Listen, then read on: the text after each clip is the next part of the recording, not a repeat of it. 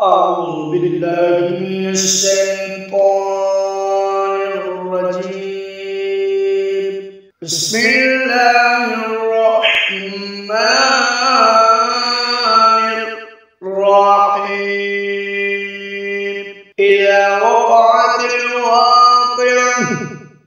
ليس لوقعتها كاذبة خافضة رافعة إذا رجت الأرض رجا وبست الجبال بسا فكانت هباء منبثا فكنتم أزواجا ثلاثة فأصحاب الميمنة ما أصحاب الميمنة وأصحاب المشأمة ما أصحاب المشأمة والسابقون السابقون أولئك المقربون في جنات النعيم ثلة من الأولين وقليل من الآخرين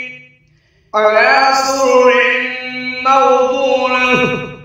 متكئين عليها متقابلين يطوف عليهم ولدان مخلدون بأكواب وأباريق وكأس من معين لا يصدعون عنها ولا ينزفون وفاكهة مما يتخيرون ولحم طير مما يشتهون وحور عين كأمثال اللؤلؤ المكنون جزاء بما كانوا يعملون لا يسمعون فيها لغوا ولا تأثيما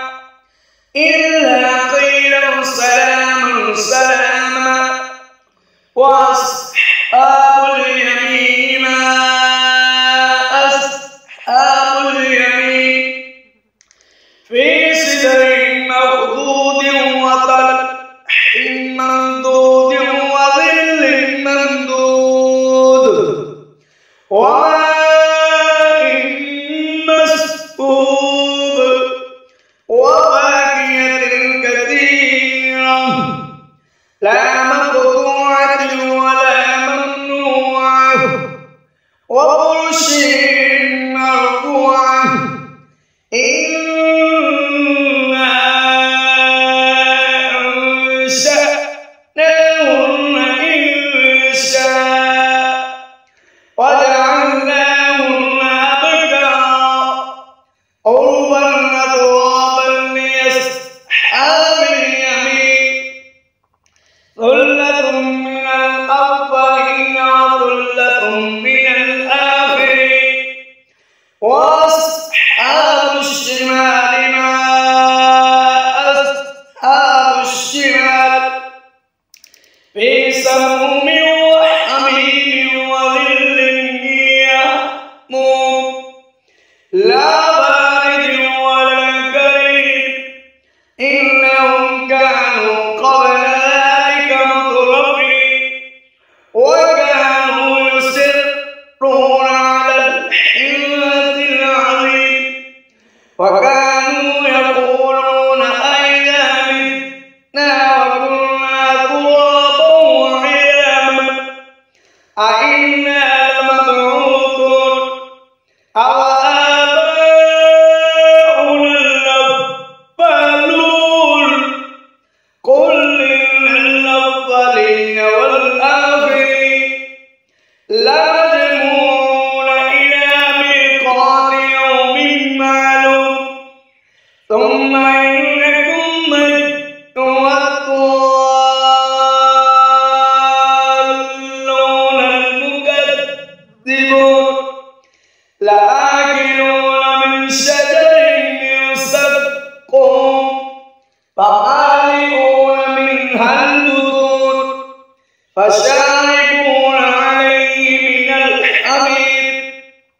فشاربون شرب الهيم هذا نزلهم يوم الدين نحن خلقناكم فلولا تصدقون أفرأيتم ما تمنون أأنتم تخلقونه أم نحن الخالقون نحن قدرنا بينكم الموت وما نحن بمسبوقين على أن